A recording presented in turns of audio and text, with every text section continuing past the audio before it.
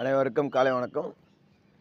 இப்போ பார்த்தீங்கன்னா, முடக்கு நட்சத்திரம் என்ன பண்ணலாம் அப்படின்னா, அதாவது உங்களுக்கு பூரம் நட்சத்திரத்தில் நல்லா கவனிச்சுங்க. பூரம் நட்சத்திரத்தில் சூரியன் இருந்தால் உங்களுக்கு முடக்காக வரக்கூடிய நட்சத்திரம் எதுன்னு பார்த்தீங்கன்னா, அஸ்வினி.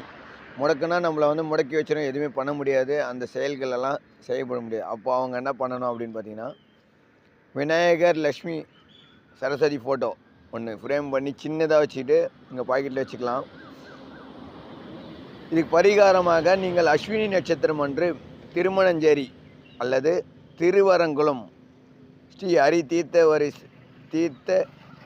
தீர்த்தேஸ்வரர் ஆலயம் சென்று வணங்க வேண்டும். அங்கே போயிட்டு வணங்கிட்டு அவங்களுக்கு என்ன பண்ணணும் அப்படின்னா, விளக்கேற்றிட்டு அபிஷேகம் பண்ணிட்டு வந்தீங்கன்னா உங்களுக்கு நல்லது நடக்கும். நன்றி வணக்கம். நம்ம சேனல் லைக் பண்ணுங்கள், கமெண்ட் சப்போர்ட் பண்ணுங்கள். நன்றி வணக்கம்.